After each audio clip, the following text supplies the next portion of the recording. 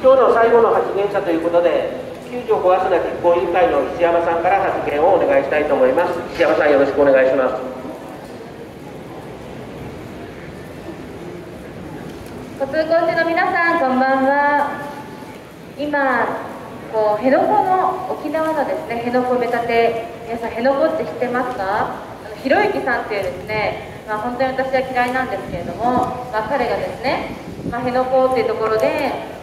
土砂をですね投入して新しい基地を作ろうとしているんですけれども、それに反対して座り込んでいるおじいやおばあなところに行って、なんか全然座り込んでないじゃないかとかね、24時間やってないじゃないかとか難癖をつけたりしてるんですけれども、こういった辺野古埋め立て、沖縄にですね本当に皆さん綺麗な海があると思うんですけれども、そういったところに土砂を投入して新しい基地を作る、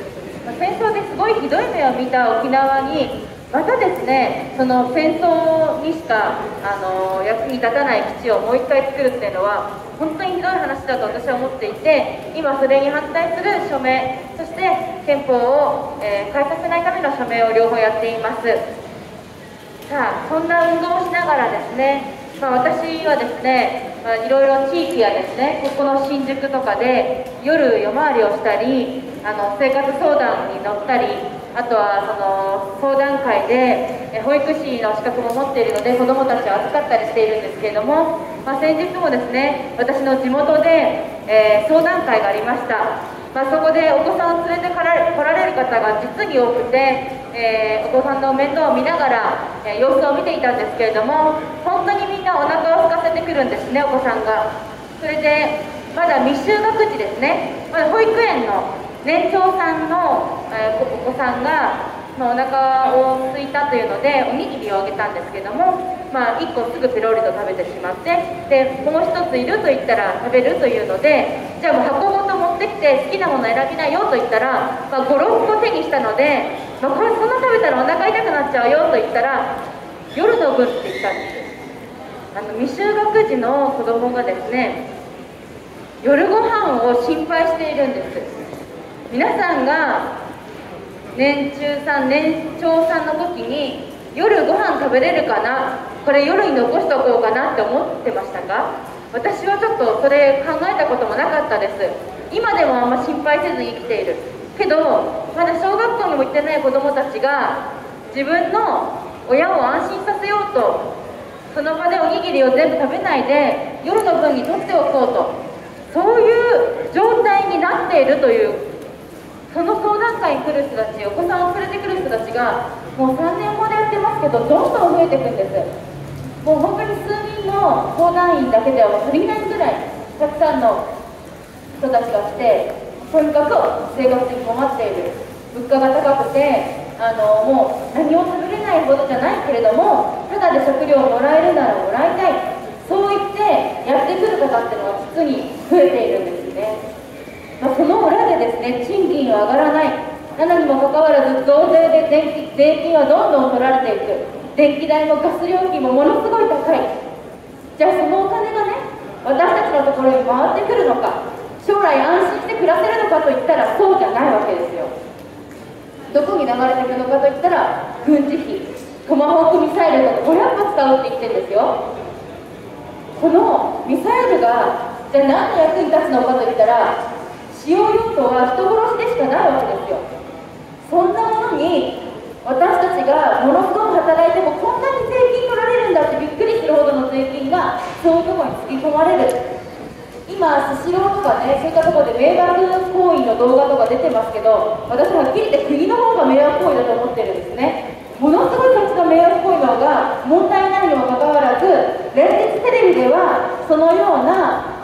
ことばっかり報道して、なんか目をそらされてる気がするんです。ルフィとかなんかそんな税金がどうたらって言ってますけれども、私たちの方が強盗になってると思うんですよ、税金を。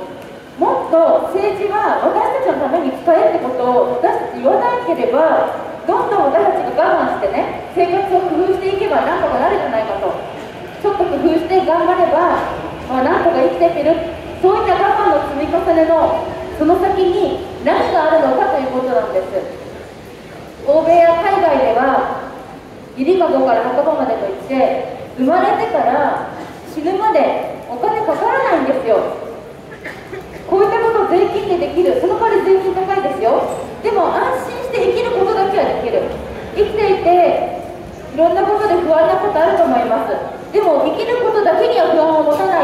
国があるということは、そういった国に私たちだってなれると思うんです。あまりにも税金高いのに暮らしに回ってこない、異次元の少子化政策だって岸田さん言ってますけれども、学費がね、日本はものすごい高いわけですよ。私もまだ奨学金払ってますからね、33ですけれども、私の友達なんだともう一回り払わなきゃ20年もかけて払ってる人たちがいる。自分が子供を持ちながら自分の奨学金を払いながら子供の奨学金を払うっていうような状態があるわけです。そういった中で、じゃあ誰が安心して子供を育てようと思いますかね。自分の子供に好きな大学に行かせてあげよう、医学部行きたいの、いいよ行かせてあげようっていうふうにね、なれないかもしれないって中で、じゃあ子供2、3人産みましょうなんていうふうにならないと思うんですよね。こういった学費の問題、給食費の問題とか教育のお金のことに全く金を使おうとしない、税金を使おうとしないで、何役にも立たない、人殺しにしか役に立たないミサイルや戦闘機を買ったりする、オスプレイを買ったりする。私は本当にこの政治を仕方ないよねって諦めるにはちょっと私は諦められないんですよね。なので皆さんも仕方ないじゃなくて、声を上げたらもっと生活が楽になるんだってことをですね、お伝えしたいなというふうに思っています。4月には統一自治体選挙があります。私たちの暮らしている町、市、区、こういったところにたくさんの議員さんがいるんです。国を変えるのはなかなか大変かもしれないんですけれども、まずはこういった自治体から信頼できそうな議員さんを一人でも多く出すことで、まずは私たちの生活少し良くなると思うんですね。給食費無料だって、いろんなことだって自治体でいろいろ工夫することができるんです。なのでまずは統一自治体選挙で、その統一教会とかね、そういうカルト団体と付き合ってるような人たちではなくて、私たちの生活のためのことを本当に思ってくれるようなまともな立憲野党に投票する、まず私たちができることっていうのはこういうことなのかなというふうに思います。未来をですね、諦めないでほしい。自分たちが投票に行ったり声を上げることによって確実に少しいい未来になるんだということをちょっと自信を持ってですね、選挙に行っていただきたいなと思います。ありがとうございます。